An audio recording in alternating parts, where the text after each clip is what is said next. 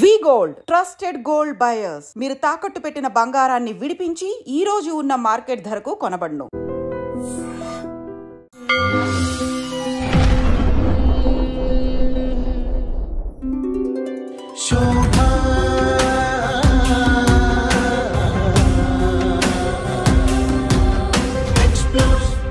I explore only the truth, the two for you all. Shobha explores. స్వామి, నాకు కల్కి అవతారము లక లక లక లకమంటూ గుర్రం మీద స్వారీ చేస్తూ వస్తున్నట్లు నా భావన ఉంది. అది నిజమేనా స్వామి? నేను కాలజ్ఞానాన్ని 7 సంవత్సరాలు తపోదీక్షతోటి సాధన చేసి సరస్వతీ మాతను ప్రత్యక్షం చేసుకున్నాను. ఆ తల్లి సరస్వతీ మాత ప్రత్యక్షం ఇది కంట పడకుండగా కానీ శాపం ఉంది. బ్రహ్మంగారి యొక్క శాపం ఉన్నది అని క్లియర్గా రాసింది. అంటే అప్పటికే పుట్టి ఉండాలి. కల్కి అవతారం పుట్టారా స్వామి? ఇప్పుడు బ్రహ్మరంభ గుడి ఉన్నది కదా, ఆ గుడిలో ఈశాన్యమూల నుంచి చిన్న రంధ్రం ఉంది. అమ్మ యొక్క అనంతమైనటువంటి రూపాన్ని మొదటిసారే నేను చూశాను. భయంకరమైన రూపంతో అమ్మ చూడలేను అని చెప్పి భయంకరంగా పారిపోయింది. బిందె కింద నింపి పెడితే బిందె మాయమై పైన ఉండేది. వారు అనుష్ఠానంలో కూర్చుంటే గంటలు అవే గనగన మోగేది. నా కన్నులార చూశాను. పూరి జగన్నాథ స్వామి ఆ విగ్రహాలు మారుస్తారని, అవును, ఆ స్వామి లోపల కృష్ణుడి హృదయం ఉందని ఉన్నది. మీరు చూసారా స్వామి? నేను స్వయంగా దగ్గర కూర్చొని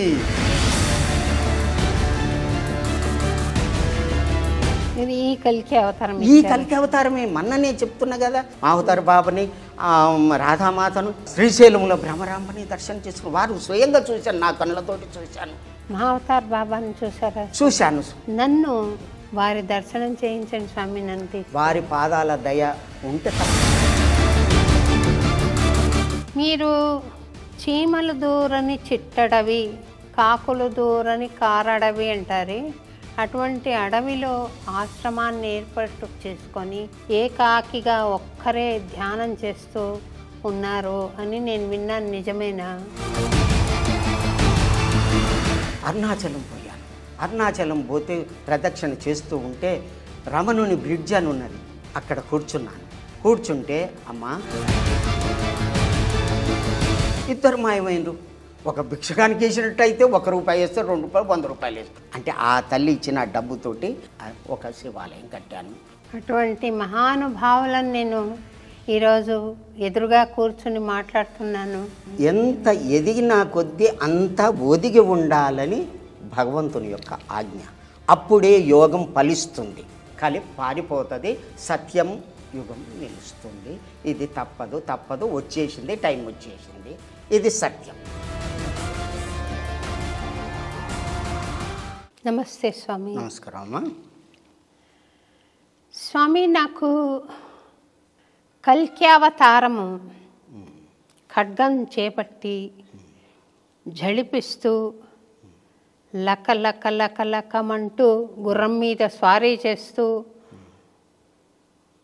దుష్టులను శిక్షిస్తూ శిష్టులను కాపాడుతూ వస్తున్నట్టు నాకు ధ్వని వినపడుతుంది స్వామి. అన్నమాచార్యుల వారు శ్రీనందక అవతారం, వెంకటేశ్వర స్వామి ఖడ్గం అవతారం.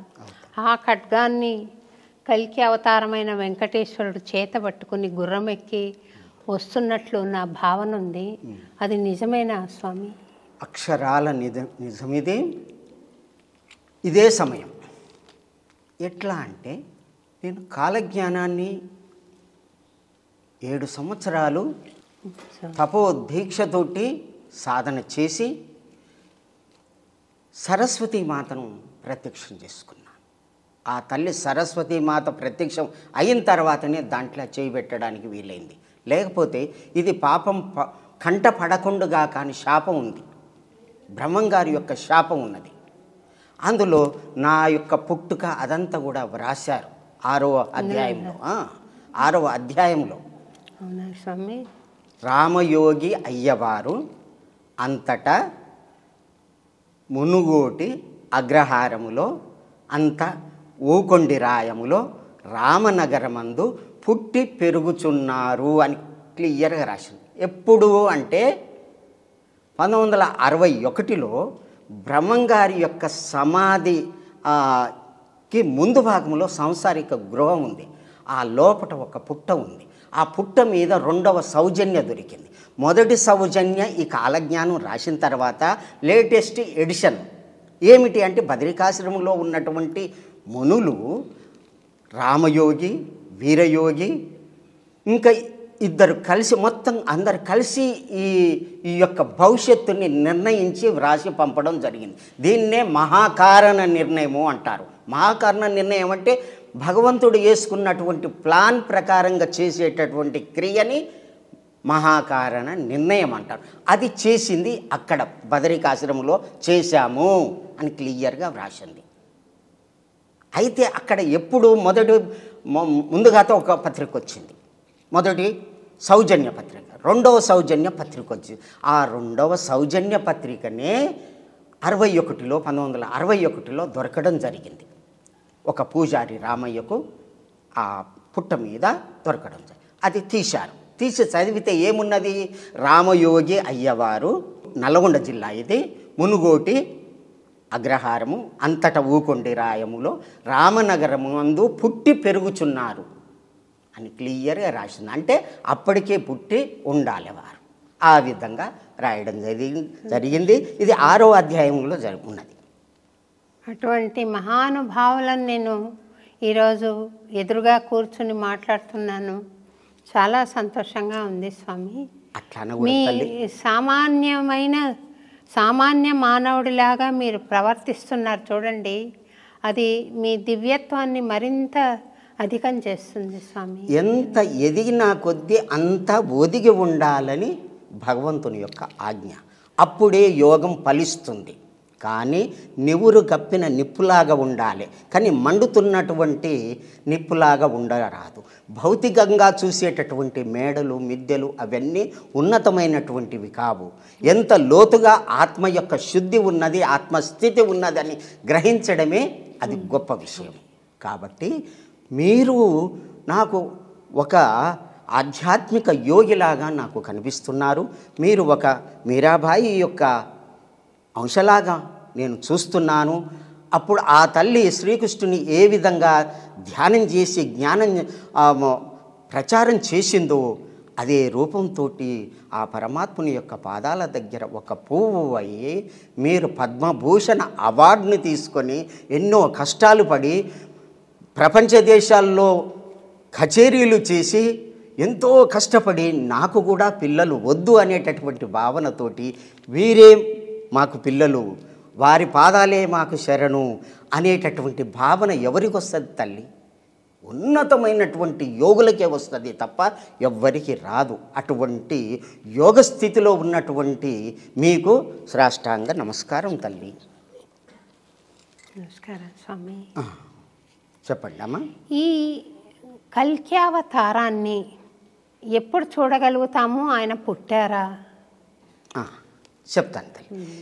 కలికి భగవానుడు రావటానికి భాగవతములో ఆయన గురించి వ్రాయడం జరిగింది. శంబల గ్రామంలో ప్రారుర్భవతి, ఆయన పుడతాడు. శంబల గ్రామంలో బ్రాహ్మణుని ఇంట్లో పుడతాడు అని రాసింది. శంబల గ్రామం ఎక్కడుంది? అది ఎవరికి అందనటువంటి విషయం. అక్కడ పుడతాడు అన్నాడు. బ్రాహ్మణ కులంలో పుడతాడు అన్నాడు. మరి బ్రాహ్మణుడు అంటే ఎవరు? బ్రహ్మచరతి ఇతి బ్రాహ్మణ.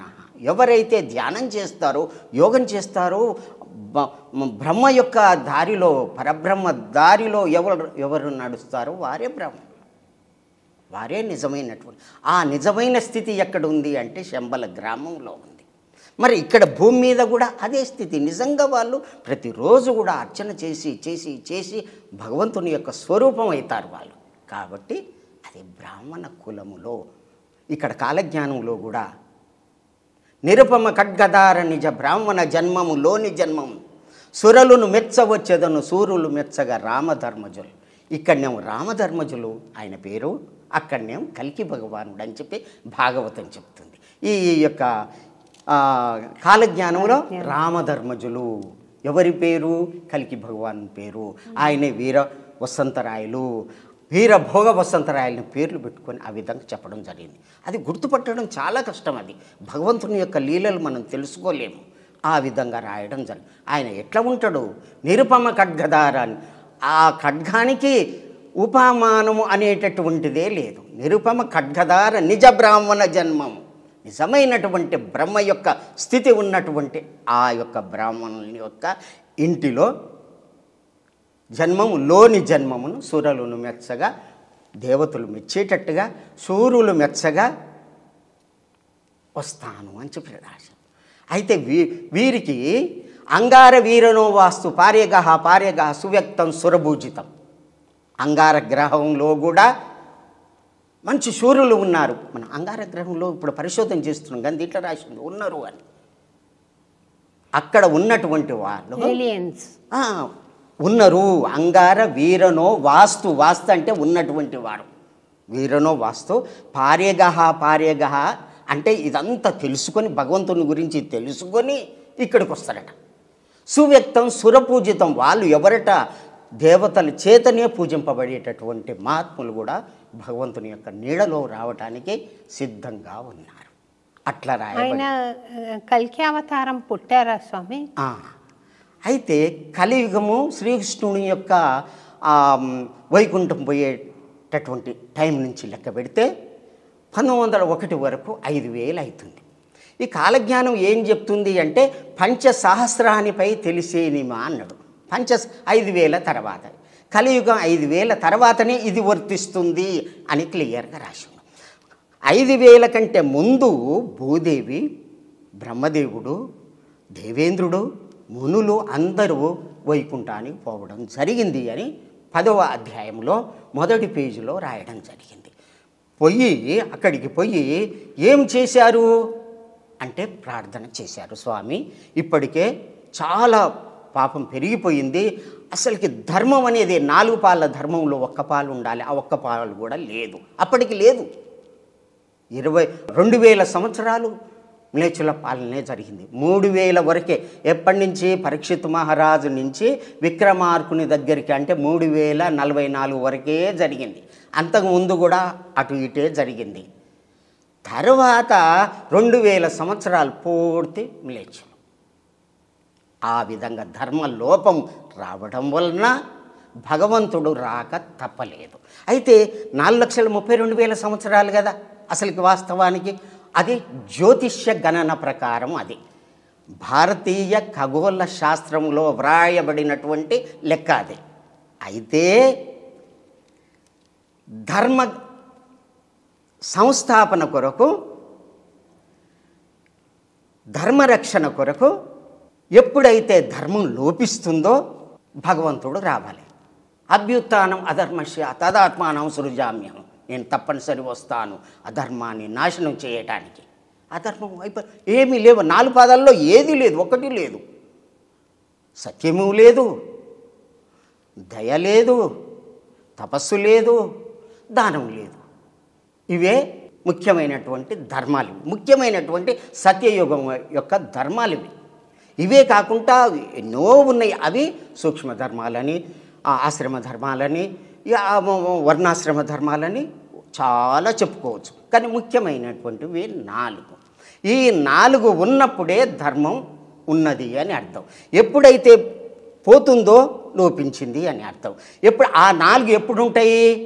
సత్యయుగంలో ఉంటుంది, కృతాయుగంలో ఉంటుంది. ఆ కృతాయుగం ఎప్పుడు వస్తుంది అంటే గురువు, చంద్రుడు, సూర్యుడు, గురువు ఏకరాశిలో, పుష్యమీ నక్షత్రంలో, ప్రథమ పాదములో, కర్కాటక రాశిలో చేరినప్పుడే కృతయుగ లక్షణం మారుతుంది. ఎప్పుడు? కలియుగం పోయి కృతయుగం మారుతుంది అన్నాడు. అయితే ఎప్పుడు మారింది అది? 1/8/1943లో మారింది. భాగవత గ్రంథ ఆధారంగా వేదవ్యాసుని యొక్క వ్రాత ప్రకారంగా వచ్చింది. అయితే ఇప్పటికి మరి కలియుగంలో అంతంలో పుడతా అన్నాడు కదా, కలియుగం అంతంలో పుడతా అన్నాడు. ఎవరు? కలికి భగవానుడు. అంటే 43 కంటే ముందు పుట్టాలి కదా. అవును స్వామి. కాబట్టి కలికి అంటే స్త్రీ రూపం. ఎటువంటి స్త్రీ రూపం అంటే ఆ తల్లి ఆదిపరాశక్తి అంత శక్తి కలిగినటువంటి పరమాత్ముడే రావాలి. ఆ యొక్క మహావిష్ణువే ఆ విధంగా రావడం జరిగిందన్నమాట. వారు బ్రహ్మ విష్ణు మహేశ్వరుల యొక్క అవతారము, వారే దత్తాత్రేయులు అని చెప్పి నాతోటి స్వయంగా చెప్పడం జరిగింది మాణికేశ్వరి మాత. వారి మాణికేశ్వరి మాత. అయితే ఈ విధంగా రావడం జరిగింది. ఎప్పుడు 43కు ఇది అంతమవుతుందని దీంట్లో భాగవతంలో చెప్పడం జరిగిందా? దానికంటే ముందే రావాలి కదా. కాబట్టి వారు ఎప్పుడు వచ్చారు? 5/5/1930లో సూర్యలోకం నుంచి ఆడ సూర్యలోకంలో సభ చేసి, నిజానికి వాస్తవానికి సూర్యలోకంలో ఏం లేదు, మండుతున్న గోళము అనుకుంటాం. కాదు, అక్కడ కూడా దేవతా నివాసం ఉన్నది. అక్కడికి వచ్చి ఎవరి ఆజ్ఞ ప్రకారము? శ్రీనివాసుని యొక్క ఆజ్ఞ ప్రకారము వైకుంఠంలోనికి వీళ్ళందరూ పోయిరు కదా, పోయి అడిగిరు కదా. కాబట్టి ముందుగా నా యొక్క అంశాలతోటి పంపిస్తున్నాను అన్నారు. వారు రావడం జరిగింది. ఎట్లా రావడం జరిగింది? సూర్యలోకం నుంచి అప్సరసలు ఆడగా, గంధర్వులు పాడగా, కిన్నెరులు అందరూ కూడా సేవిస్తూ రాగా కాలనేమిని అనేటటువంటి ఒక దివ్య విమానంలో సూర్యలోకం నుంచి వచ్చేను. ఎప్పుడు? 5/5/1930లో. ఎక్కడికి వచ్చింది? అహోబిలానికి రావడం జరిగింది. అక్కడి నుంచి తర్వాత భూమి మీద ఏ విధంగా చెయ్యాలి, ప్రక్షాళన ఏ విధంగా చేయాలని ప్లాన్ వేసుకొని ఆ తల్లి గర్భంలో శ్రీముఖ నామ సంవత్సరంలో ప్రవేశించడం అయ్యింది. అంటే 33 శ్రీముఖ, 34 భవనామ సంవత్సరం. వారు పుట్టింది 26/7/1934లో పుట్టడం జరిగింది. ఇదంతా క్లియర్ ఉండడం జరిగిందనమాట. వారు వచ్చింది ఏమిటికి? అన్నం లేదు, నీరు లేదు, నిద్ర లేదు, తపస్సు చేయాలి, దారపోయాలి. ఎక్కడ? మాత. వారే వీరధర్మజులు. సూర్యలోకంలో వారు వీరధర్మజులు. ఈ భూలోకంలో వారి యొక్క పేరు మాణికేశ్వరి మాత తల్లిదండ్రులు పెట్టారు. మరి పురుషుని యొక్క పేరున్నది కదా, ఇక్కడ స్త్రీ పేరు ఉంది కదా, రూపం మాత్రం స్త్రీ అవతారంగా ఉంది కదా. అంటే ఆత్మ స్త్రీ కాదు, పురుషుడు కాదు, శక్తి స్వరూపం, పరమాత్మ రూపము. తల్లి గర్భానికి ప్రవేశించిన తర్వాతనే స్త్రీ పురుష భేదాలు అనేవి వస్తాయి. కాబట్టి ఆ విధంగా రావడం జరిగింది. జరిగిన తర్వాత ఈ భూమి మీదకి వచ్చిన తర్వాత ఎక్కడెక్కడ తన శిష్యులు ఉన్నారో, వారి అనుచరులు ఎక్కడున్నారో వాళ్ళ ఇంటికి పోయి మాయమైపోయి పిలుచుకోవడం జరిగింది. అట్లాగే నా దగ్గర కూడా వచ్చినాం. అట్లాగే ఎంతోమంది దగ్గరికి పోయి వాళ్ళని దగ్గరికి తీసుకొని, రాములు నువ్వు ఈ పని చేసేది ఉన్నది, ఈ పని చెయ్యి అని నాకు ఆ ఆశ్రమంలో సాహిత్య సేవ నాకు ఇవ్వడం జరిగింది. అహింసా పద్ధతి బోధించాలి, భక్తుల్ని మార్చాలి, వాళ్ళ యొక్క అజ్ఞానాన్ని తొలగించాలి. భాగవతం చెప్పడం, కాలజ్ఞానం చెప్పడం, భగవద్గీత శ్లోకాలు చెప్పి చదివి వినిపించడం 30 సంవత్సరాలు ఆ విధంగా చేసి ఉంటుంది. ప్రచారం చేయడం, అహింసా ప్రచారం. మళ్ళీ వారు వచ్చినటువంటి వాళ్లకు శక్తిపాతం చేసి వాళ్ళని దివ్యత్వం ఇవ్వడం. అట్లా అమ్మను చూసి శక్తిపాతం కలిగి వాళ్ళకి ఏమీ తెలియదు, వాళ్ళంతా పిచ్చోళ్ళలాగా తిరిగారు. అంత వాళ్ళు యోగులు. ఎంతమంది యోగులు, ఎంతోమందికి అమ్మ అన్నం లేదంటే అన్నం పెట్టించారు. అక్కడ అది ఎటువంటి ప్రాంతం అంటే కర్ణాటక ఆంధ్ర మధ్య భాగంలో కనీసం అక్షర అభ్యాసం కూడా తెలియనటువంటి వాళ్ళు, ఓం నమ శివాయ అనేటటువంటి మంత్రం కూడా అనరానటువంటి వాళ్ళు అక్కడ ఆ ప్రాంతంలో ఉన్నారు. అటువంటి వాళ్లకు బసవేశ్వరుని యొక్క గుడి కట్టించి ఓం నమ శివాయ అని అనిపించి, అంతకుముందు మాంసం తిన్నటువంటి నాలుక లావైతుంది అనరాదు, అటువంటి వాళ్ళకు ఇది తప్పు నాయన అని చెప్పి రోగాలు నొప్పులు అవన్నీ తగ్గించి అన్నం పెట్టి అన్నదానం చేసి వాళ్ళని భక్తులుగా మార్చింది. లక్షల మందిని, కోట్ల మంది విదేశాల నుంచి కూడా వచ్చారు. అమ్మ ఎక్కడంటే అక్కడ కనిపిస్తుంది, ఈడ ఉంటుంది, ఇంకా వేరే దిక్కులో ఉంటుంది, ఎక్కడనైనా తిరుగుతుంది. ఇక్కడ అమ్మ ఇక్కడ ఉండి మాట్లాడితే మా గృహంలో నల్లగొండలో రాములు రా అంటే వచ్చేది. ఈడ ఉండి పిలిస్తే ఆడ నాకు వినబడితే ఈడికొచ్చేది. చూడు, అటువంటి గురువు నాకు ఏడ దొరకాలమ్మా, అటువంటి తల్లి నాకు ఏడ దొరకాలి. అయితే నేను పుట్టినప్పటి నుంచే నాకు యోగ జ్ఞానం ఉన్నది. 4 సంవత్సరాలకి ఆత్మజ్ఞానం దివ్య పురుషులు కలిగించడం జరిగింది. ఆ స్థితితోటి నేను సంస్కృతం తెలుగు పండితునిగా చదువుకొని నేను వేదం చదువుకోవాలి, శాస్త్రం చదువుకోవాలి, భగవంతుని దారిలో నడవాలని చిన్నప్పటి నుంచి ఉండేది. ఆ విధంగా ఇదయ్యి 1966-67లో ముమ్మడివరం పోయి వారిని దర్శించుకొని, నా గురువు నీవైతే స్వీకరించు స్వామి, లేకుంటే నా గురువు ఎవరో నాకు దొరికేటట్టు చేయమని వారిని ప్రార్థించడం వల్ల వారి యొక్క శ్వాసని నా మీద ఊదడం జరిగింది. అదే ఆశీర్వాదం. అప్పటి నుండి ఆ శ్వాసను అంటే ఎవరు స్వామి? బాలయోగి, శివ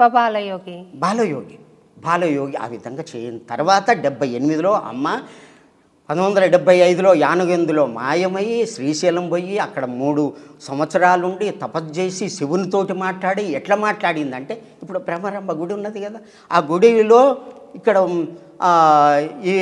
ఇటు ఈశాన్యమూల నుంచి చిన్న రంధ్రం ఉంది. సూక్ష్మ రూపంతో లోపలికి పోతూ ఉంటే అక్కడ దేవతా పోలీసులు ఉన్నారట. వాళ్ళు అడ్డగించిరట. శివుడు తపస్సు చేస్తున్నాడు, లోపల కొలను ఉంది, తపస్సు చేస్తుండు, మీరు పోరాదంటే నేను కూడా తపస్సు చేస్తాను, వారిని కలిసి మాట్లాడతానంటే ఆజ్ఞ తీసుకొని వస్తే అప్పుడు తీసుకుపోతే నాగేంద్రుడు ఉన్నాడట, పోలీసులు ఉన్నారట, దేవతా పోలీసులు. అమ్మ చెప్తుంటే నేను ఎక్కడ ఏ శాస్త్రం రాసలేదు. పోయిన తర్వాత 45 నిమిషాలు మాట్లాడిండు. ఏమని? ఈ యొక్క భూమండలాన్ని ఎట్లా ఈ విధంగా చెయ్యాలి, పాపాత్ములు ఏ విధంగా దూరంగా చేయాలి, తల్లి ప్రేమతోటి చెయ్యాలి, చిన్నగా ముద్దలు తినిపిస్తూ పిల్లలకి ఏ విధంగా ప్రేమను అందిస్తూ బోధిస్తారో అట్లా ఆ అమ్మ నేర్పడం జరిగింది. చంపడం కాదు ముఖ్యం, చంపితే ఈ గొంతు పోతుంది, ఆత్మ ఎట్లయితుంది, మనసు ఎట్లా మారుతుంది. కాబట్టి ఆ విధంగా ఆ అవతారం రావడం జరిగింది. శివుని యొక్క ఆజ్ఞ చేత అమ్మ మళ్ళీ రావడం జరిగింది. నాకు శ్రీశైలంలో కరీంనగర్లో దర్శనం ఇచ్చింది. అమ్మ యొక్క అనంతమైనటువంటి రూపాన్ని మొదటిసారే నేను చూశాను, మొదటిసారి విశ్వరూపాన్ని చూశాను. ఆహా, ఇటువంటి పరమాత్మ నాకు దొరకడని చెప్పి అమ్మని వదిలిపెట్టలేదు, నన్ను కూడా అమ్మ వదిలిపెట్టలేదు. తర్వాత ఈ కాలజ్ఞానం ఎట్లా అంటే, నేను పైసలు పంపలేదు, ఏది లేదు, నా ఇంటికి వచ్చింది. అప్పటి నుంచి దాంట్లో కాలజ్ఞానం తీసి, స్వామి నీ దయ ఉంటే నా గురించి ఏముందో చెప్పు స్వామి అని ఇట్లా తీసి ఇట్లా ఎలిపెట్టాను. నువ్వు చూడు, నువ్వు అడిగేది చూడు, నీవు ధర్మాత్మునివి, నేను అనంతుడను, ఇది వ్రాయవలసి ఉన్నది అని అట్లాగే రాసింది. అదేంది మాయ? ఆహా అంటే ఇది వదిలిపెట్టొద్దని 7 సంవత్సరాలు సాధన చేసి ఆ విధంగా చేసి అమ్మ దగ్గరికి పోయి, అమ్మ ఇట్లా ఉందంటే అది నాయన బ్రహ్మంగారి యొక్క శక్తి మొత్తం నింపిండు. ఆ కాలజ్ఞానం 4 వేదాల యొక్క సారం అంతా దాంట్లో ఉంది. ఇది మూలము, ఇది ప్రణవ వేదము అంటారు, దీన్నే సాంద్ర సింధు వేదము అంటారు. ఇది సాధ్యం కాదు, భగవంతుని యొక్క దయ వల్లనే ఇది సాధ్యమవుతుంది అని అమ్మగారు చెప్పారు. అప్పుడు నన్ను పరీక్షించి ఇది శక్తి ఇచ్చి అమ్మ 5 మామిడి పండ్లు ఇచ్చింది నాకు ఈ శక్తిపాతం చేయడం. అవి మొయ్యలేకపోయినా, ఒక్కొక్కటి కిలో ఉంటుంది, కానీ నేను తీసుకున్న తర్వాత ఒక్కొక్కటి 10 కిలోలు. వారి యొక్క ఇది ఒకసారి నాకు దర్శనం ఇచ్చారు కదా, కాళీమాతగా దర్శనించారు, అదురుకొని పోయినమ్మ, భయంకరమైన రూపంతో అమ్మ చూడలేను అని చెప్పి భయంకరంగా పారిపోయినా. ఆ విధంగా శక్తివంతులైనటువంటి పరమాత్ముని యొక్క స్థితే కలికి రూపమై 1934లో జన్మించి భక్తులను ఉద్ధరణ చేసి రక్షించారు. ఇప్పుడు లింగంలో కూర్చున్నారు. ఎప్పుడు 43లో ముందు ఉండాలి కాబట్టి మీరు 43 ముందుకు వచ్చారు. మళ్ళీ తర్వాత ఇప్పుడు 12/8/2026కు మళ్ళీ వస్తుంది. ఏంటిది? అదే ముహూర్తం. ఏది అంటే కృతయుగ, కలియుగం పోయింది, కృతయుగం వచ్చిందని మళ్ళీ వస్తుంది. 2026కు వస్తుంది. అంటే ఇప్పుడు ఎందుకు ఇచ్చిండు? అప్పుడేమో స్త్రీ రూపంలో భగవంతుడు వచ్చిండు, ఆ విధంగా తల్లి ప్రేమను చూపెట్టిండు, భూమి మీద తన ప్రేమను చూపెట్టి ధర్మ సంస్థాపన కొరకు అహింసా పద్ధతిని బోధించు. అమ్మ చిన్న చిన్న మాటలతోటి ఎట్లా నాయన, అది ఎంత తప్పది. ఒక జీవినికి వస్తే మాంసహ అత్తి మాంసం, మాంసం అనే పదానికి అర్థమేంది? మాం నన్ను, సహ అది అతి తింటుంది, నీవు అది తింటే అది నిన్ను తింటుంది అంటే నీ రూపం దానికి పోతుంది, దాని రూపం నీకు దోస్తుంటే నీకు పాపం వస్తుందని పుణ్యం వస్తుందని అర్థం. శీర్షతే ఇది శరీర, శరీరం అని ఎందుకంటావు? ఎన్నాళ్ళున్నా కానీ ఈ శరీరం శిథిలం అయ్యేదిరా నాయన అని పెద్దలు పెట్టారు. దహ్యతే ఇది దేయ, అబ్బా ఎంత బాగుంది ఈ దేహం అని చెప్పి సబ్బులు పెడతాం, పౌడర్ పెడతాం, ఎన్నో చేస్తాం. అటువంటి శరీరాన్ని ఎందుకు ప్రేమిస్తావురా? అది ఎన్నాళ్ళున్నా కానీ కట్టెల్లా పడి కాలిపోయేదే. ఆత్మని ప్రేమించు, ఆత్మస్థితిని పొందు అని పెద్దలు పెట్టారు. అదే గ్రహించు నాయన. ఏమున్నది అది? తినకూడదు, పాపం, అది పాప వస్తువు. అది ఎప్పుడైతే అహింసా పద్ధతి బోధించిందో కోట్ల మంది అమ్మ దర్శనానికి ఒక్కసారి 10,000 మంది వచ్చేది. అప్పుడు నన్ను ఉపన్యాసం ఇవ్వమనేదమ్మ. అట్లా మా రాములు అని చెప్పేది. అంత ప్రేమగా చూస్తే నా తల్లి ఆ విధంగా చేసి నేను ఎందుకు పనికిరాని, ఇది నా చదివెంత, నేనెంత, నా పాండిత్యం ఎంత, అటువంటి వాడిని తీసుకొని జ్ఞానం నేర్పి, యోగం నేర్పి, సాధన నేర్పి ఇంత తన పాదాల దగ్గర నిలుపుకొని ఆ విధంగా చేసినటువంటి తల్లిని ఆ కలికి రూపాన్ని వర్ణించడం సాధ్యం కాదు. శతకాలు రాశాను, చరిత్ర రాశాను, ఎన్నో రాశాను ఆ తల్లిని. ఆ విధంగా వచ్చినట్టు రూపమే కలికి అవతారం వీరధర్మజ మాత. మళ్ళీ ఇప్పుడు వస్తున్నటువంటి ఇది ఎవరు అంటే 2026కు ముందు పుట్టి ఉండాలి. ఇప్పుడు ఏమొస్తుంది? కృతయుగం, కలియుగం పోయి కృతయుగం వచ్చిందని అదే శ్లోకం వర్తిస్తుంది మళ్ళీ. అంటే అప్పుడేమో మొదటిసారి ఒక రూపం వచ్చారు, రెండోసారి ప్రక్షాళన చేయటానికి సమానమే అయినకుంటే సామభేద దండోపాయాలు. ముందుగాత సామంతో నాయన వద్దురా అని చెప్పిండ్రు, భేదం చేసి చెప్పిండ్రు. ఇప్పుడు దండోపాయం కొట్టడమే. అందుకనే నష్టం జరుగుతుంది.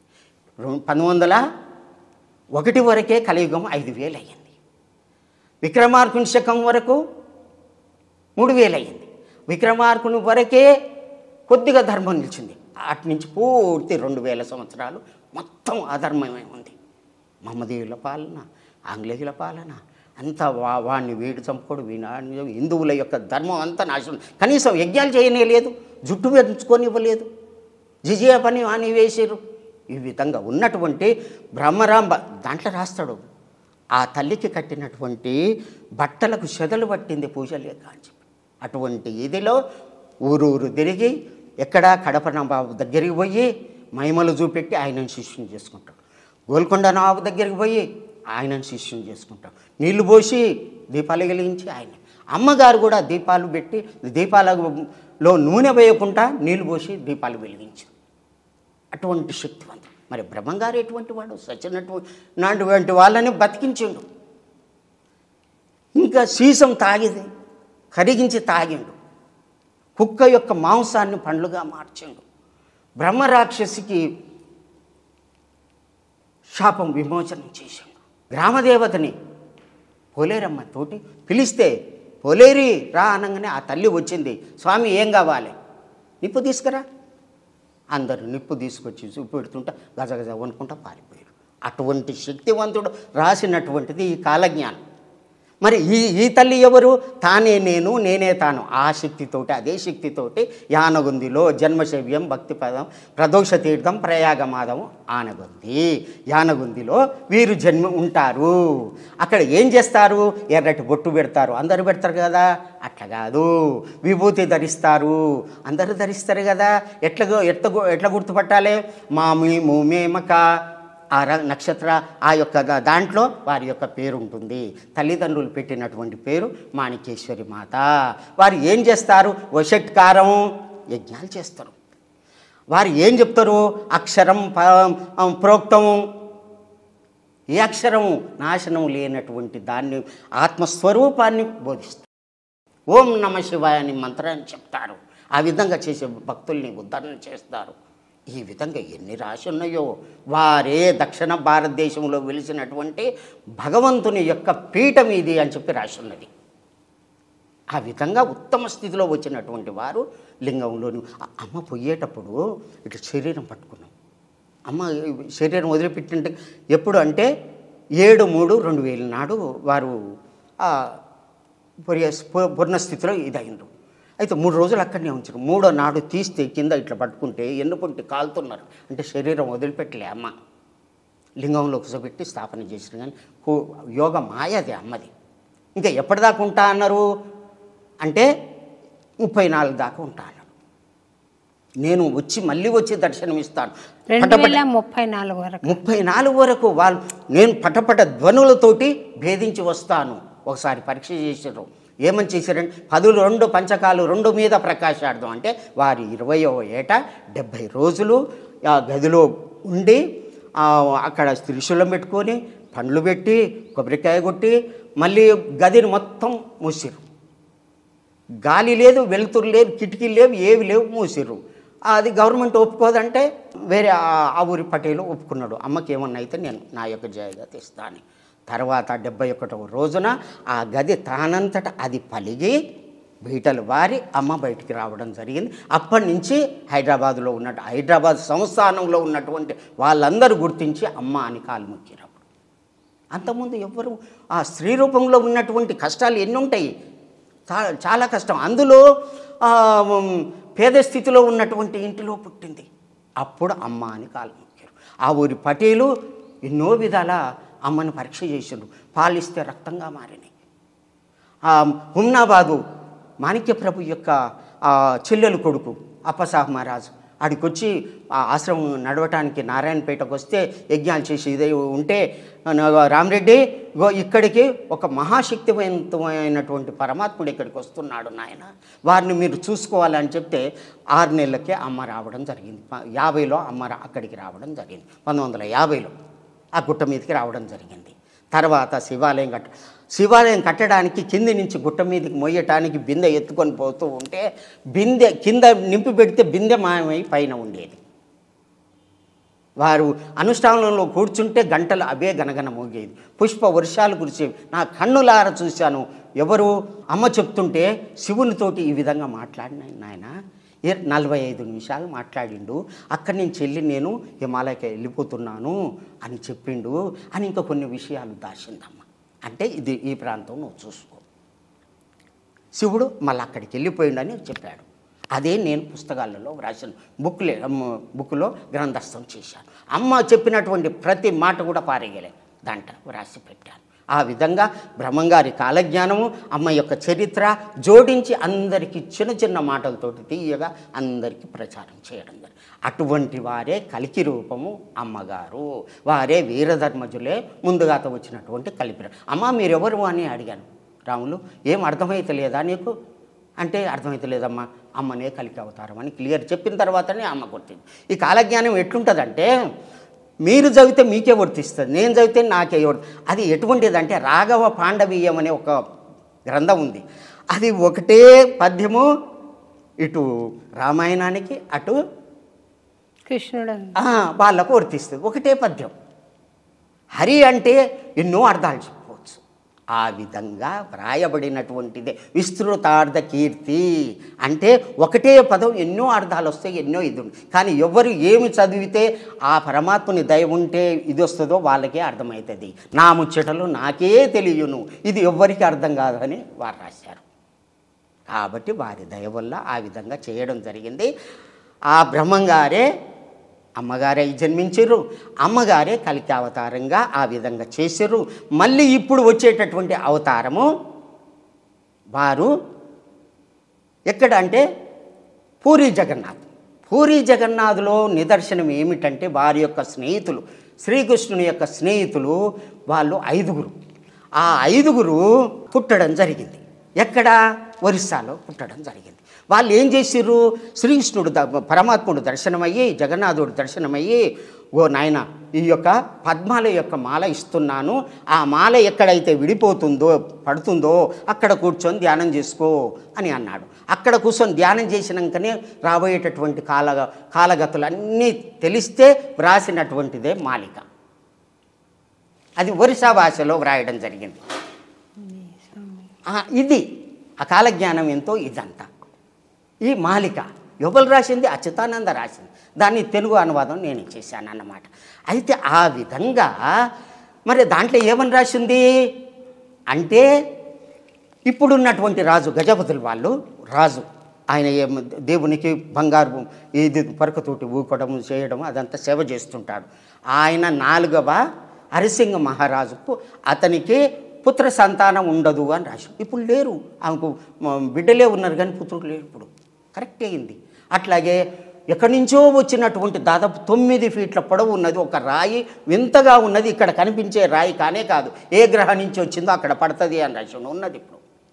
అట్లాగే ఇంకొకటి ఏం చెప్పిండంటే, కల్పవృక్షం యొక్క కొమ్మలు ఇరిగిపోతాయి, ఆ కల్పవృక్షం కిందనే కూర్చొని అచ్యుతానందుడు ఈ యొక్క భవిష్యమాలిక వ్రాయడం జరిగింది.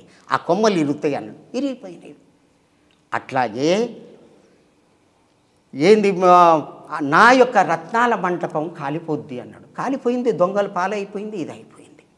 అది నా ఇప్పుడు పైన ఉన్నటువంటి జెండ కాలిపోతుంది, కాలిపోయింది. అట్లాగే తుఫానుకు వచ్చినటువంటి ఇది తాకిడికి ఆ చక్రం వంగిపోద్దంటే వంగిపోయింది. పూరిలో ఇదంతా జగన్నాథుడు ఆయనే కదా వచ్చింది. ఇప్పుడు ఆయనే స్వయంగా సాక్షాత్తుగా జగన్నాథుడే జన్మకు వచ్చింది. అదే విషయం చెప్తున్నాను. అయితే ఎందుకు ఎట్లా గుర్తుపట్టాలనేది ఇప్పుడు చెప్తున్నాను. ఆ విధంగా రావడం జరిగింది. అయితే అక్కడ గద్దలు కూడా తిరగవు. అది వచ్చి గ్రద్ద వచ్చి ఆ స్తంభం మీద కూర్చోవడం జరిగింది. అంటే అది కూడా జరిగింది. అట్లాగే ప్రసాదము చాలా ఉన్నత స్థితి కలిగినటువంటి వారికి పెద్ద పదవి ఇస్తారు. ఏ పదవి అంటే పూజారి పదవి, ముఖ్య పూజారి పదవి. అక్కడ అంటే ఆయన వయసు ఉంటుంది, ఇది ఉంటుంది, ఎన్నో ఉంటాయి. ఆ యొక్క దాంట్లో ఆ శ్రీకృష్ణుని యొక్క ఆత్మ ఉంటుంది అన్నట్టు. ఎక్కడ పూరి జగన్నాథులో ఆ చెక్క పెట్టి. అవును స్వామి, నేను పూరి జగన్నాథ స్వామి ప్రతి ఏటాను ఏదో ఒక కాల పరిమితిలో ఆ విగ్రహాలు మారుస్తారని, అవును, ఆ స్వామి లోపల కృష్ణుడి హృదయం ఉందని ఉన్నది విన్నాను స్వామి. నిజమే, అదే చెప్తున్నాను. అయితే ఆ హృదయం అది మార్చేటప్పుడు ఆ పూజారి ఎంతో నియమాలు కలిగి ధర్మాత్ముడై ఉండి పెద్ద వయసు నియమాలు ఉన్నాయి అవన్నీ. అప్పుడు ఆ లైట్లన్నీ బంద్ చేస్తారు, ఒక తాడు కడతారు, ఆ తాడు నుంచి లోపలికి పోయి ఆ స్వామివారి దగ్గర తీసి అవి జరిపి వేరే కొత్తవి పెడతారు. ఆయనకు స్నానం చేపిస్తే అది జ్వరమాని పెడితే 120 డిగ్రీలు చూపెడుతుంది. మరి అది ఎక్కడి నుంచి వస్తుంది? అంత వేడి ఏడు నుంచి వస్తుంది స్నానం చేయించిన తర్వాత? ఆ విధంగా జరుగుతుంది. ఆ పూజారి ఏం చేస్తాడంటే నివేదన ఇచ్చేటప్పుడు ప్రసాదం ఆడబెడితే ఆ పూజారికి ఆ పరమాత్ముడు కనిపించాలి, అప్పుడే అక్కడ ఉన్నట్టు లెక్క అని చెప్పడం జరిగింది. అట్లా కనిపించిండు. కానీ 2005 తర్వాత కనిపించలే. అంటే ఎప్పుడైతే నేను కనిపించనో నేను జన్మకు పోయినట్టు గుర్తు అని దాంట్లో రాయడం జరిగింది. ఇవన్నీ ఎందుకు చెప్తున్నాను అంటే నేను జన్మకి వెళ్ళిపోయాను, మానవ దుష్టుల్ని సంహారం చేయటాన్ని, సాధువుల్ని రక్షించటానికి, ధర్మాత్ముల్ని రక్షించడానికి జన్మకు వచ్చేసారు. అదే చెప్తున్నా, జన్మకు వచ్చారు. ఎప్పుడు 2005లో అని చెప్పి దాంట్లో రాయబడి ఉంది. వారు ఎక్కడ పుట్టారు అంటే సంభూత శంబల, అక్కడనే శంబలలో పుడతాడన్నాడు కదా, ఇక్కడ సంభూత అంటే పుట్టినటువంటి జాగ చూపెట్టాడు. వారు ఎట్లా ఉంటారు ఏం కథ అంటే భాగవతంలో ఎట్లా చెప్పాడంటే వారి యొక్క శరీరం దివ్యంగా వెలిగిపోతుంటుంది. నిజంగా వారి యొక్క కళ్ళు ఎట్లున్నాయంటే చూడాలంటుంటే ఇంకా చూడాలనిపిస్తుంది. చూసారా స్వామి? నేను స్వయంగా దగ్గర కూర్చొని మంచిగా నవ్వుకుంటూ మాట్లాడేది, నేను కోరికలు కోరాను అవన్నీ నేను చెప్తాను. అదే అయితే స్వామి నాకేమో వద్దు, నాకు మనసు ఎటు చలనం కావద్దు. మొదటి కోరిక, మనసు ఎటు చలనం కావద్దు, మీ పాదాల దగ్గర ఉండాలి, ధ్యాన స్థితిలో ఉండాలి, సమాధి స్థితిని నేను చేరుకోవాలి, అంతకంటే ఏమొద్దు అంటే తుమారా మన్ కైసా హై వైసీ హోగా అన్నాడు. అంతే, ఇంతే. మళ్ళా లాస్ట్ ఒకటి కోరిక కోరాను పోయిన సంవత్సరం. ఏమని? స్వామి పోయినసారే నాకు మిస్ అయిపోయిన పరబ్రహ్మలో లయం అయ్యేది, కైలాసం వరకు పోయాను, వారి దయ వల్ల పరబ్రహ్మ లోకం ఒకటి ఉన్నది, నేను చూశాను నా కన్నులతో. కైలాసం నుంచి చూస్తే మనకు ఇక్కడ అగ్నిగోళంలాగా మండుతున్నటువంటి ఇది సూర్యబింబం కనిపిస్తుంది. సూర్యుడు ఆయన తిరుగుతుంటే ఆయన తిరగడు. అంత ఎత్తున 10 గంటలకు చూస్తే ఎంత ఉంటుందో అంత బింబం ఉన్నది. అక్కడి నుంచి అందరూ దాంట్లోకి వెళ్ళిపోతున్నారు, నన్ను పోనిస్తలేరు. అప్పుడు ఇంకా టైం కాలేదు ఏమో అని వారిని ప్రార్థన చేస్తే కాదు అని చెప్పి అక్కడ ఒక కాలజ్ఞాన పాతర ఉన్నది. ఎక్కడ? కైలాసంలో. దాని నుంచి ఒక పుస్తకం ఇచ్చాడు. దాని మీద ఏమని ఉందంటే భూపీఠము అని పేరున్నది. అది నా చేతికి ఇచ్చారు. ఎందుకో నాకు అర్థం కాలేదు. తర్వాత అమ్మగారు స్నానం చేసేటటువంటి కొలను ఉత్తరం వైపు ఉన్నది కైలాసంలో. నా కన్నులార చూశాను. అదంతా కూడా కన్నుల ఒకటే చెట్టు ఉన్నది. ఆ కొలను ఆ తల్లి ఆ పరిమళమైనటువంటి చాలా పరిమళమైనటువంటి నీరది. ఇంతవరకు నాకు జ్ఞాపకం ఉన్నది. కాబట్టి తండ్రి ఈసారి నాకు చివరి దశ కావాలి అని ఆశీర్వదించాను. తదాస్తు. ఇది నేను కోరుకున్నటువంటి, ఇప్పుడు ఈ కల్కి భగవాన్ కోరుకున్నటువంటిది. ఇక ఒకనాడు ఏమేమి జరిగిందంటే, నూడిల్స్ అంటే చాలా ఇష్టం అని చెప్పాను కదా. ఆ నూడిల్స్ తెప్పించాడు. సగం తిన్నాడు, నాకు ఇచ్చాడు. నేను తిన్నాను. నాకు ఆకలి అయితే లేదు. అట్లనే ఒక్కొక్కరికి ఎన్నో అనుభవాలు. ఇది ఈ కల్కి అవతారం. ఈ కల్కి అవతారమే మొన్ననే చెప్తున్నా కదా. అయితే అంతకుముందు నేను మాహుతారు బాబుని నేను దర్శించుకున్నా అని చెప్పాను కదా. మాహుతారు బాబుని, రాధామాతను, ఇక్కడ శ్రీశైలంలో బ్రహ్మరాంబని దర్శనం చేసుకుని వారు స్వయంగా చూశాను, నా కళ్ళతోటి చూశాను. మాహుతారు బాబాని చూసారా? చూశాను. అయితే నేను ఇక్కడ ఒక 40 రోజులు అనుష్ఠానంలో కూర్చున్నాను. ఆ అనుష్ఠానంలో ఏమన్నారంటే బద్రీనాథ్ రమ్మన్నారు. అక్కడ వచ్చేటప్పుడు ఏం తెమ్మన్నారు? నెయ్యి తీసుకురా, నూనె తీసుకురా, ఇది తీసుకురా, ఇక్కడ అభిషేకం చేయమన్నారు. అక్కడికి పోయాను. ఒక 4 రోజులు ఉన్నాను. అక్కడనే ఎదురుగా స్వామివారి యొక్క ఆదిశేషుడు ఉన్నటువంటి ఆ కొలనున్నది. శేషనాగు అంటారు. దాని మీద ఆయన చుట్టుకొని పడుకున్నటువంటి ఒకటి పెద్ద రాతి గుండు ఉంది. ఆ రాతి గుండుకు నిజంగా కళ్ళున్నాయి. అది రాతి రూపంలో ఉన్నాడు. ఆ ఎదురుగా కొలనుంది. ఆ కొలంలో స్నానం చెయ్యనియరు, విషపూరితమని చెయ్యనియరు. ఆ స్వామి మీద నెయ్యి పోసి, నూనె పోసి, అభిషేకం చేసి, ఆయన పూజారి అంటనే ఉండు, బోతు పానీయారా అని చెప్పాను. చాలా వర్షం వస్తుంది, వద్దు అన్నా సరే చేసినా, స్వామివారు చెప్పారు కదా అని చెప్పి చేసిన. ఇదంతా అయిపోయిన తర్వాత ఆ నుంచి వెళ్ళి మావతారు బాబా దర్శనానికి అని చెప్పి మనోగ్రామానికి పోవడం జరిగింది. అక్కడే ఈ వేదవ్యాసుడు పురాణాలు రాయడం జరిగింది. ఆ గుహ ముందుకు పోతూ ఉంటే ముందుగా అతనే SBI అని చెప్పి బోర్డు ఒకటి ఉంది. దాని దాటంగానే ఆ 7 శిష్యులు మావతారు బాబా నిలబడ్డారు. నాకు తెలియదు, వాళ్ళు ఎవరో తెలియదు. మాది తమిళనాడు అని. నిజంగా తమిళనాడులో ఎట్లుంటారో అట్లనే నల్లగా ఉన్నారు వాళ్ళు. నన్ను చూసి నవ్వుతున్నారు. ఏమని, ఇంకా ఎన్నాళ్ళు తిరుగుతావు ఈ యొక్క దీంట్లో ఏమున్నది అని నవ్వుతున్నారు. నాకు అర్థం కాలేదు. మళ్ళీ కొద్ది దూరము గుహ దగ్గరికి పోతూ ఉంటే అక్కడ ఒక స్థలం ఉంది. ఈడ ఉన్న వాళ్ళే ఆడ ఉండడం ఏంది? వేరే దారి లేదు కదా. మాహుతారు బాబా ఒక్కడే. బాబా మీరేనా మాహుతారు బాబా అని అడిగాను. నవ్వాడు. తర్వాత నమస్కారం చేసి పాదాలకు నమస్కారం. ఒక చిన్న అనుభవం నేను మీతో పంచుకోవచ్చా స్వామి? ఇది 1998లో స్వామి. అప్పటి ఆంధ్రప్రదేశ్ ప్రభుత్వం మాకు ఈ భూమిని కేటాయించింది. తొలిసారిగా గురు పూర్ణిమ బయట చేసామన్నమాట. అంతవరకు క్లాస్ రూమ్లోనే చేసేవాళ్ళము, స్టూడెంట్స్ నేను కూర్చుని. తొలిసారిగా పెద్ద ఎత్తున బయట చేశాం. చేస్తున్నప్పుడు నేను ప్రోగ్రాంకి ముందర మాకు ఇట్లాగా గౌరవనీయులు మన ప్రియతమ ముఖ్యమంత్రి శ్రీ నారా చంద్రబాబు నాయుడు గారు అన్నమాచార్య భావనా వాహినికి కొంత భూమిని కేటాయించారు. ఈ శుభవార్తను నేను సభాముఖంగా పంచుకుంటున్నాను. వారికి సభాముఖంగా అన్నమాచార్య భావనా వాహిని తరఫున కృతజ్ఞతలు తెలియజేస్తున్నాను అని చెప్పి ఇంకా కార్యక్రమంలో పడిపోయాను. పాడుతూ ఉంటే కొంత భాగం అయిన తర్వాత ఒక 4-5 పాటలు పాడుంటాను, కీర్తనలు. తర్వాత ఇట్లా చూస్తే పక్కకి ఒక ఆయన స్తంభానికి ఆనుకొని తలకాయ ఇలా జరగిలబడి కళ్ళు మూసుకొని వింటున్నాడు. చాలా కాంతివంతంగా ఉన్నాడు. ఓవల్ షేప్లో ఒక మెరూన్ కలర్ అంటారు చూడండి స్వామి, ఆ కలర్ బొట్టు పెట్టుకున్నారు, మెరూన్ కలర్ జుబ్బా వేసుకున్నారు, గోచి పంచ కట్టుకుని ఉన్నారు, గిరిజాల జుట్టు ఉంది. ఈయనెవరో మహాపురుషుల్లాగా ఉన్నాడు అని అనుకున్నాను. కానీ ఇంకా నేను మళ్ళీ పాటలో పడిపోయి ఇందులో నిమగ్నం అయిపోయాను స్వామి.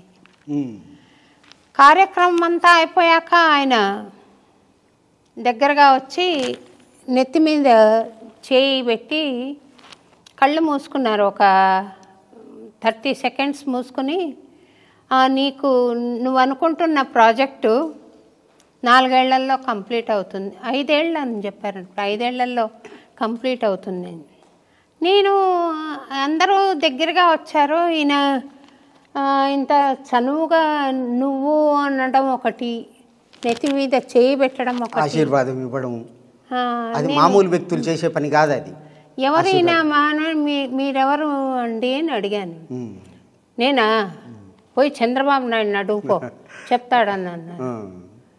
నేను కొంచెం షాక్ అయ్యాను. ఏమబ్బా ఎట్లా మాట్లాడతానని సరే నమస్కారం పెట్టేసి ఇంకా అందరూ ప్రోగ్రాం బాగుందని దగ్గరకు వస్తారు కదా, వాళ్ళు నా అటెన్షన్ డైవర్ట్ చేసేసారు స్వామి. ఇంకా నేను ఆయన గురించి ఆలోచన చేయలే. మళ్ళీ నాకు గుర్తు ఎప్పుడు వచ్చారంటే, నేను పడుకోబోయే ముందు నేనా పోయి చంద్రబాబు నాయుడిని అడుగుపో చెప్తారు అన్న మాట గుర్తొచ్చింది.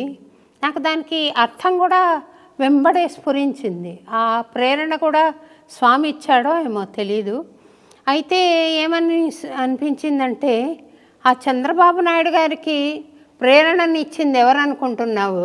వారే. ఆయన ఇస్తారా నీకు? నేను ఇచ్చాను ఆయనకు ప్రేరణ అని చెప్పినట్టు అనిపించి, ఎప్పుడు తెల్లారుతుందా అని కాచుకొని తెల్లారగానే మా రమణాన్ని పిలిచి, ఇక్కడ ఇట్లాంటి మనిషి జుబ్బా వేసుకొని గోచి పంచ కట్టుకొని ఇట్లా ఓవల్ షేప్లో బొట్టు పెట్టుకుని గిరిజాల జుట్టు ఉన్న మనిషి ఎవరైనా ఉన్నారేమో కనుక్కుని రా. నా దగ్గర నేర్చుకుంటున్న వాళ్ళందరూ ఆ లొకాలిటీలోనే చుట్టుపక్కల ఉన్నారు స్వామి. అప్పుడు వాళ్ళని అడిగి రాపో అని పంపించాను. వాడు కాలనీలో అంతా విచారించుకొని వచ్చి, అట్లాంటి మనిషి ఎక్కడా లేరని అంటున్నారమ్మా అని చెప్పాను. సరే అని నేను మళ్ళీ షికాగోలో ప్రోగ్రాం పాడుతున్నప్పుడు హ్యాండ్ ఇన్ హ్యాండ్ అని ఒక ఆర్గనైజేషన్ ఉంది. అది హరిహరానంద స్వామి వారి శిష్యులు నడుపుతున్నారు. వాళ్ళకి బెనిఫిట్ ప్రోగ్రాం పాడాను. పిల్లలకు, హ్యాండిక్యాప్డ్ పిల్లలకి సహాయార్థం ఒక ప్రోగ్రాం పాడాను. అప్పుడు వాళ్ళు అంతా అయిపోయిన తర్వాత దుర్గా అని సెక్రటరీ ఉన్నారు, ఆమె నన్ను వాళ్ళ ఇంటికి భోజనాన్ని తీసుకెళ్ళింది. బేస్మెంట్లో వెళ్ళి చూస్తే మన మహావతార్ బాబాజీ, లాహిరి మహాశయ, యుక్తేశ్వరగిరి, హరిహరానంద లహరి, పరమహంస యోగానంద మహారాజ్, ఈ మహానుభావులందరి చిత్రపటాలు ఉన్నాయి. నాకు చాలా సంతోషం అయిపోయింది. దివ్యంగా ఉంది స్వామి. ఆ యొక్క ఆశ్రమం పూరిలో ఉంది. 100 ఎకరాల ఆశ్రమం హరిహరానంద. యుక్తేశ్వరి కూడా అక్కడనే సమాధి అయింది. యుక్తేశ్వరగిరి, అవును. నేను అడిగాను ఆ దుర్గా గారికి అనుభవం చెప్పాను. చెప్తే అమ్మ ఎవరో కాదు. నేను ఆ సమయంలో పరమహంస యోగానంద పుస్తకాలు చదవడం కానీ, మహావతార్ బాబాజీని ఎక్కువ ధ్యానం చేయడం కానీ ఆ సమయంలో ఉంది స్వామి నాకు.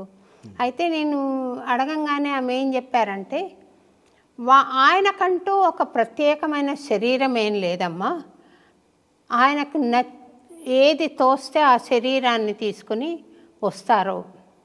అది నిజమమ్మా. ఎందుకు అంటే మహోదర్ బాబా చాలా దయగల వ్యక్తి.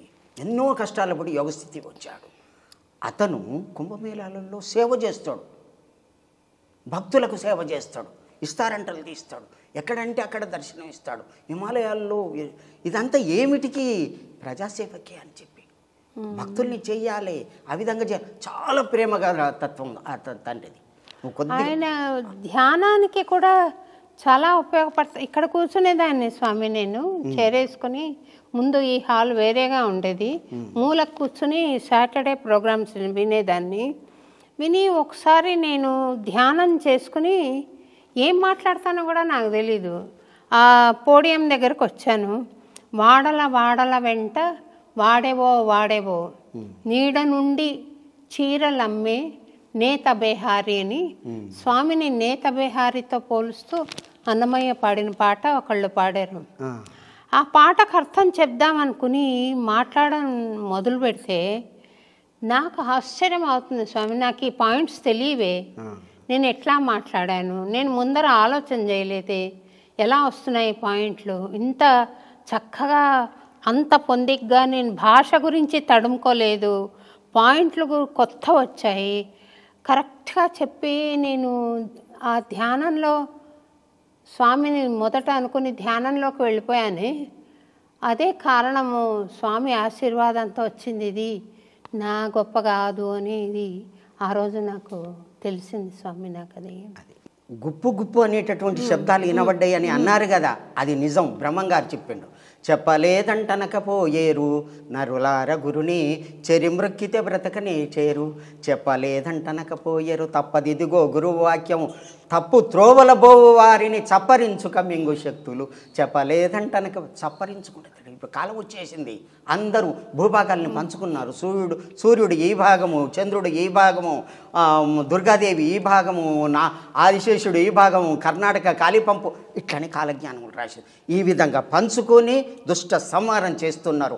ఆ టైంలో ఏమొస్తుందట, గుప్పు గుప్పని గుర్రపడుగులు ఏర్పడునని అప్పుడే చెప్పిండు బ్రహ్మంగారు. మీరు విన్నది, మీరు అన్నది సత్యం, సత్యం అది అన్నమాట. ఆ పరమాత్మ యొక్క నీడలో ఉన్నారు. స్వామి కల్క్యావతారాన్ని గురించి పాడిన కీర్తనలు చాలా ఉన్నాయి స్వామి. అన్నమాచార్యుల వారు చెప్పండి. వెంకటేశ్వర స్వామి గురించి పాడుతూ చివరిలో దశావతారాల్లో కల్కి అవతారంగా వెంకటేశ్వర స్వామిని సంభావిస్తూ పాడిన కీర్తనలు ఉన్నాయి. ఒక జానపద కీర్తనలు నాకు ఇప్పుడు పాడే స్థితిలో లేను స్వామి, అయినా నేను ఊరికే మత్సుక్కి కొంక కలికి కొసరి కూడే నన్ను వెంకటేశుడు చూడవే సిన్నేక. కొంక కలికి కొసరి కూడే నన్ను వెంకటేశుడు చూడవే సిన్నేక. సిరుత నవ్వులవాడు సిన్నేక. ఇట్లా కలికి అవతారాన్ని ఒక పెద్దక్క చిన్నక్కకు చెప్తుందనమాట. కొంకక అంటే భయపడక, కలికి అవతారంగా నా దగ్గరికి వచ్చాడు చూడవే, వాడికి భయం లేదు అని చెప్తోంది అనమాట చిన్నక్కకు. సిన్నెక అని జానపద గీతం. అట్లా నిర్భయంగా ఉన్నాడు అని చెప్పడం అన్నమాచార్యుల వారి ఉద్దేశంగా కనిపిస్తుంది. నిర్భయంగా చాలా ఆత్మవిశ్వాసంతో ఉన్నా కానీ చిరునవ్వులు చిందిస్తున్నాడు అని చెప్తున్నాడు స్వామి. ఎవరిని? కల్కి అవతారాన్ని. ఆ కల్కి అవతారము ఆల్రెడీ పుట్టిందంటే నాకు చాలా సంతోషంగా ఉంది స్వామి. ఆయన విస్తృతంగా సంచరిస్తున్నప్పుడు తప్పకుండా అన్నమయపురం దయచేయాలి అని మీరు ఆశీర్వదించండి స్వామి. ఆ పరమాత్మని పాదాల దయ వల్ల ఇక్కడ సభ పెట్టి దక్షిణ భారతదేశానికి వచ్చేది ఉన్నది. మరి మీ యొక్క ఇదితోటే వారికి అన్నం పెడతారు, ఏమో భోజనం చేస్తారు. అది పరమాత్మని దయ తల్లి. మీ యొక్క యోగస్థితి, మీ యొక్క ఇది భక్తి విశ్వాసము ఇదే ముఖ్యం. భక్తునికి భక్తి విశ్వాసం చాలా ముఖ్యం. అది లేకుంటే భక్తి లేదు. ఆ విశ్వాసమే భగవంతుడు వచ్చాడు అనేటటువంటి విశ్వాసమే ఇక్కడికి వారిని తీసుకురావడం జరుగుతుంది తల్లి. ఇది సత్యం, సత్యం నా సంశయ. ఇది మాత్రం సత్యం అమ్మ. ఇంకొక కోరిక కోరచ్చా స్వామి? చెప్పండి అమ్మ. నన్ను మీరు కల్కి జన్మించారన్నారు కదా, వారి దర్శనం చేయించండి స్వామి. నన్ను వారి పాదాల దయ ఉంటే తప్పనిసరి దర్శనం. చాలా ప్రేమ స్వరూపం. కళ్ళు ఎట్లా ఉంటాయండి, ఇంతకుముందు చెప్పాను కదా, చూస్తుంటే ఆనందంగా ఉంటాయి, చూడాలనిపిస్తుంది. రమంతే యోగినాహ ఇతి రామ అంటారు. ఆ రాముణ్ణి కూడా మగవాళ్ళే ఎంత అందంగా ఉన్నావు రామ అని చెప్పి విశ్వామిత్రుడు దగ్గరికి తీసుకునేదట. పుంసాం మోహన రూపాయ. అది అందుకనే ఆ విశ్వామిత్రుడే సత్యభామగా ఆజ్ఞలిస్తూ ఉండటానికి పుట్టింది అని చెప్పి పెద్దలు చెప్తుంటారు. అటువంటి అందమైనటువంటి స్వరూపం రాముంది, అటువంటి అందమైనటువంటి స్వరూపం కలికి భగవాన్ ఉంది. అతని యొక్క ఇదితోటి సువాసనలు నేను కూడా చూశానమ్మా, మంచి సువాసనలు వస్తుండే. అందులో ఇంకొక రహస్యం చెప్తాను.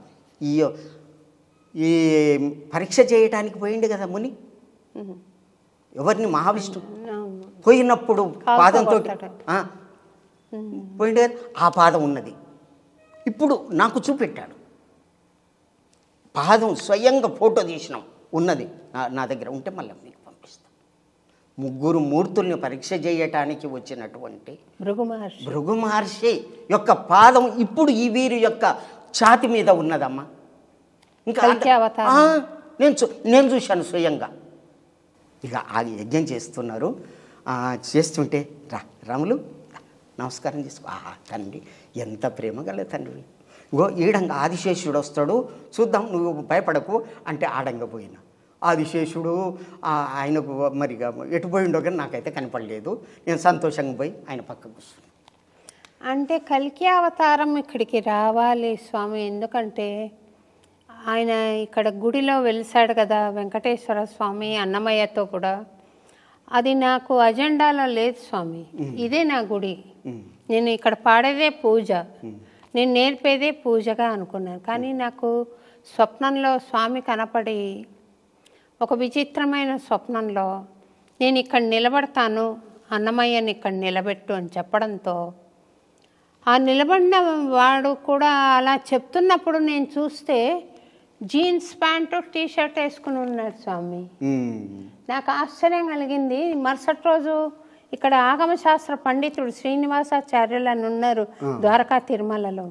ఆయనకు నేను కాల్ చేసి, స్వామి నాకు ఇట్లా స్వప్నం వచ్చింది అని అంటే, నిద్ర లేచినప్పటి నుండి నువ్వు వెంకటేశ్వర అన్నమయ్య అంటుంటే స్వప్నం రాకేమవుతుందమ్మా, ఎక్కువ పట్టించుకోవద్దు వాటిని అన్నారు. అదే యోగ స్థితి, యోగ స్థితిలో దర్శనమిస్తారు పరమాత్ముడు.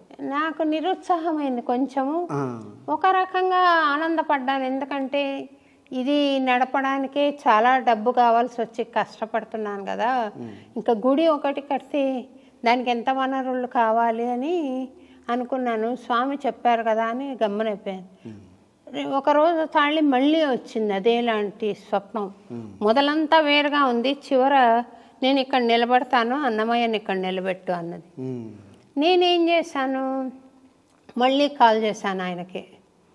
నీకు చెప్పాను కదమ్మా, అట్లా అదే భావనలో ఉన్నప్పుడు స్వప్నాలు వస్తాయి, దాని గురించి ఎందుకు నువ్వు ఎక్కువ పరితాపం చెందుతున్నావు, వదిలేయండి. ఇంకా సరే, నాకు ఆ తర్వాత 7-8 సార్లు వచ్చిన, 5-6 సార్లు వచ్చి ఉంటుంది. అయినా నేను వారిని మాట్లాడలేదు స్వామి, ఎందుకంటే కోప్పడతారేమో, మళ్ళీ చెప్పాను కదా మళ్ళీ ఎందుకు చేస్తావు అని అంటారేమో అని నేను గమ్మనైపోయాను. కాకపోతే నాకు అత్యాశ్చర్యకరంగా 2 నెలల తర్వాత ఆయనే నాకు ఫోన్ చేసి, అమ్మా నీ కళ రావడం సామాన్యమైన విషయం కాదు, స్వామి ఆ గుడి కట్టించుకోవాలనుకుంటున్నాడు, అది మీ చేత జరిగేది ఉన్నది కాబట్టి వారి యొక్క ఆశీర్వాదం అని. తర్వాత చాలా విచిత్రంగా ఆ గుడి నిర్మాణం జరగడం కానీ, చాలా ఇబ్బందులకు లోనైనా ఇది స్వామి మహిమ వల్ల జరుగుతోంది అని అనుభూతి అయితే నాకు ఉంది స్వామి. అక్కడ సాక్షాత్తు వెంకటేశ్వర స్వామి కొండ దిగి వచ్చి నిలబడ్డాడు అన్నమాచార్య సమేతంగా అని నేను పరిపూర్ణంగా విశ్వసిస్తున్నాను స్వామి. కల్కి అవతారం అక్కడ వచ్చింది కాబట్టి, ఇప్పుడు ఆయన జన్మ తీసుకున్నారు కాబట్టి మానవాకారంలో తప్పకుండా రావాలి అని అందరం కోరుకుందాం. ఆ పరమాత్ముని కోరుకుందాం, భక్తులమై వారి పాద సేవలో మనం కోరుకుందాం తల్లి. ఇక్కడనే అది సభలు ఏర్పాటు చేసి మరి ధర్మ సంస్థాపన చేసేటప్పుడు ఆకాశంలో విహరించేటటువంటి ఉంది, సూర్యుడిలో దర్శనమిస్తాడని చెప్పి కాలజ్ఞానంలో రాసి ఉంది. అదంతా జరిగేది ఉన్నది. శరీరం నుంచి వచ్చేటటువంటి గంధం గాలిలో కలిసి పుట్టేటటువంటి బిడ్డలంతా అందరూ కూడా సాత్విక గుణంతో పుడతారట. ఆ విధంగా జరిగేటటువంటి ఉన్నది ఆ సాక్షాత్తు పరమాత్ముని యొక్క లీలలు మనం చెప్పలేము. వారి యొక్క దయ వలన పాపం ప్రక్షాళన అయ్యి సత్యయుగం వచ్చి సత్యయుగ ధర్మం నిలుస్తుంది. ఇది సత్యయుగం అని ఎట్లా గుర్తుపట్టాలి అంటే సత్యం పలికే వాళ్ళు ఇప్పుడున్నారు, కొందరు పలకకున్నా కానీ వాళ్ళు ప్రక్షాళనమవుతారు. తర్వాత ప్రేమ చూపేటటువంటి వాళ్ళు ఉన్నారు, దయాగుణం ఉన్నారు. ప్రతి ఆవుకు అన్నిటిని కూడా ప్రేమ చూపెడుతాను. గోహత్య ఎప్పుడైతే అవుతుందో అది ఎక్కువగా పాపం పెరిగినట్టు అర్థమని చెప్పడం జరిగింది. అవుతుంది, అది పోతుంది. తర్వాత తపస్సు, ప్రతి ఒక్కరు కూడా తపస్సు చేస్తున్నారు. ఎక్కడ ఉత్తరప్రదేశ్లో అందరూ తపస్సు, వేలు కోట్లు తపస్సు చేస్తున్నారు. హిమాలయాల్లో తపస్సు చేస్తున్నారు. అందరికి కూడా తపస్సు చేయాలి, ధ్యానం చేయాలి, యోగం చేయాలి అని ఈ స్థితి ఎక్కడి నుంచి వస్తుంది? సత్యయుగ లక్షణం ఇది. ఇదే గుర్తు. ఇంకా సత్యం పలుకుట, ప్రేమతత్వంతో ఉండుట, దయాగుణం కలిగి ఉండుట, నాలుగోది దానగుణం. అందరు దాతలే దానం చేస్తున్నారు. ఈ 4 గుణాలే సత్యయుగం యొక్క లక్షణాలు. ఇవే సనాతన ధర్మాలు కూడా ఇవే. సనాతుడైన పరమాత్ముడు, సనాతన ధర్మాలు ఈ 4. ఇవే సూక్ష్మ ధర్మాలని అన్ని ధర్మాలు వేలుగా ఇది కావడం జరిగింది.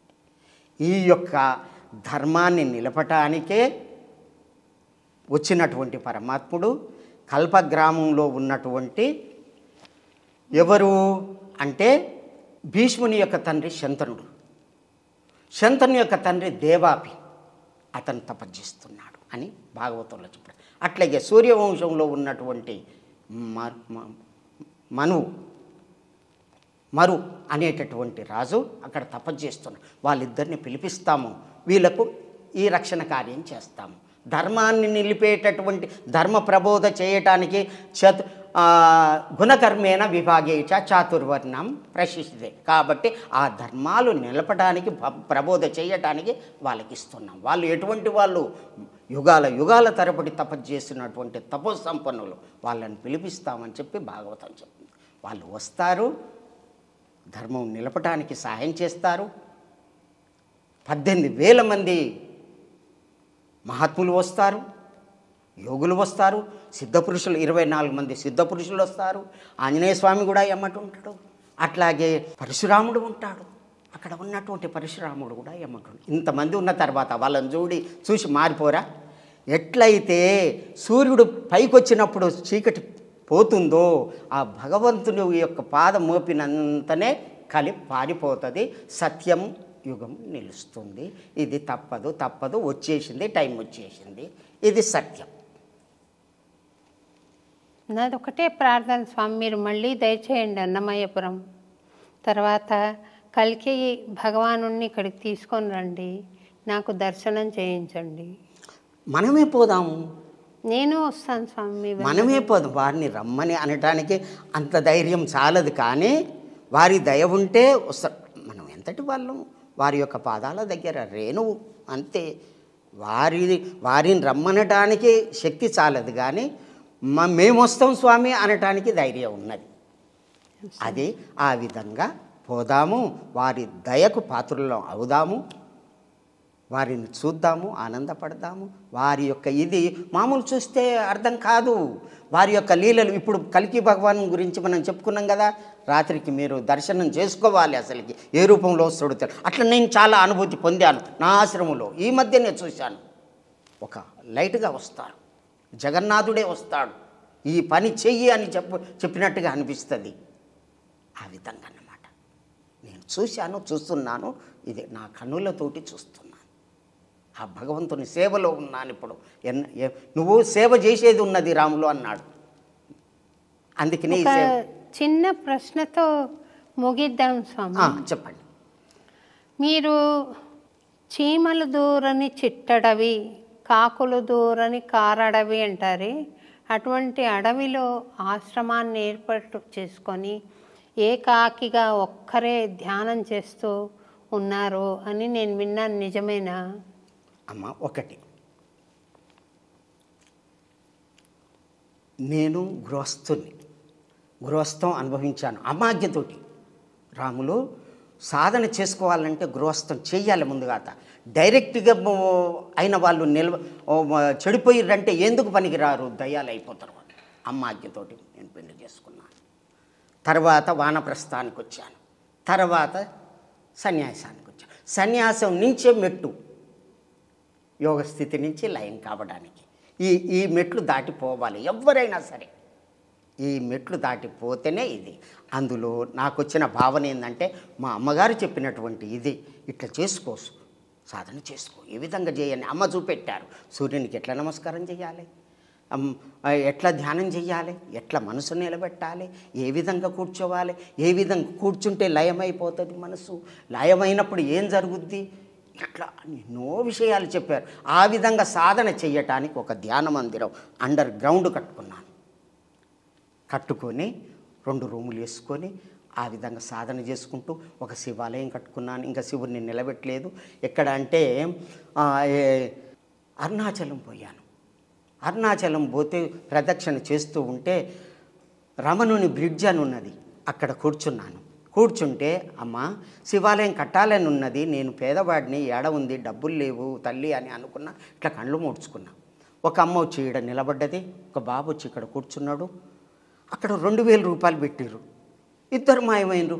ఒక భిక్షగానికి వేసినట్టయితే ₹1 వేస్తారు, ₹2 ₹100 వేస్తారు, 2000 ఎందుకు పెడతారు అంటే ఆ తల్లి ఇచ్చిన డబ్బుతోటి ఆ యొక్క ఇదితోటి నాకు ఒక శివాలయం కట్టాను. పేద స్థితిలోనే శివాలయం కట్టాను. ఆ శివలింగం అక్కడి నుంచి తెచ్చి పెట్టాలని ఉన్నది. ఆ విధంగా జరిగింది. అట్లా దైవశక్తిని నేను చూస్తున్నానన్నమాట. ఆ విధంగా రావడం వలన అక్కడ నేను నిలబడడం జరిగింది. నేను సాధన కొరకు అక్కడ చేయ అమ్మగారి యొక్క గుట్టకు కొద్ది దూరంలో ఎదురుగా ఒక 35 గుంటలు తీసుకొని అన్ని చెట్లు పెట్టి అక్కడ నేను సాధన గృహం ఏర్పాటు చేసుకొని ఉంటున్నాను. మల్లికా బొట్ట అని అన్నమాచార్య భావనావాహిని స్టూడెంట్ స్వామి అమ్మాయి. ఆ అమ్మాయి నాకు కొన్ని దాదాపుగా 2-3 ఏళ్ల నుండి కల్కి గురించి చెప్తూ ఉంది. నాకు మీ గురించి కూడా తను మాట్లాడింది. అయితే తను అన్న విషయం ఏమంటే, ఈసారి నేను ఇండియాకు వస్తాను, మార్చిలో వస్తాను. నేను అడిగాను స్వామి వాళ్ళ ఆశ్రమానికి వెళ్దామంటే తీసుకెళ్తాను మేడం అని చెప్పింది. మీ అనుమతి ఉంటే వస్తాం స్వామి. తల్లి పరమాత్ముని దయ అది, అంతే, ఏమీ లేదు. నేను చిన్నవాడిని, పెద్దవాడిని అని అనుకోవద్దు. ఎంతున్నా సరే భగవంతుని పాదాల దగ్గర చిన్నవాడు. నిజంగా మీరు యోగులు కాబట్టి ఆ స్థితికి కోరుకోవడం మా యొక్క సౌభాగ్యం. తల్లి సంతోషం స్వామి. మీరు చక్కటి విషయాలు చెప్పి కల్కి భగవానుడు జన్మించాడని, ఆయన వస్తాడని, పాప ప్రక్షాళన చేస్తాడని, ధర్మ సంస్థాపన చేస్తాడని చెప్పారు. మాకు చాలా సంతోషంగా ఉంది. ఆ స్వామి ఆగమనం కోసం, ఆ స్వామి కార్యకలాపాల కోసం, ధర్మ సంస్థాపన కోసం ఎదురు చూస్తూ మీరు ఇంత శ్రమ కోర్చి ఇంత దూరం వచ్చి మళ్ళీ మాకు ఈ జ్ఞానాన్ని ప్రసాదించినందుకు మీకు కూడా అనేక ధన్యవాదాలు తెలుపుకుంటూ, పూర్ణమిదం పూర్ణాత్ పూర్ణముదచ్యతే పూర్ణస్య పూర్ణమాదాయ పూర్ణమేవావశిష్యతే. ఓం శాంతి శాంతి శాంతి.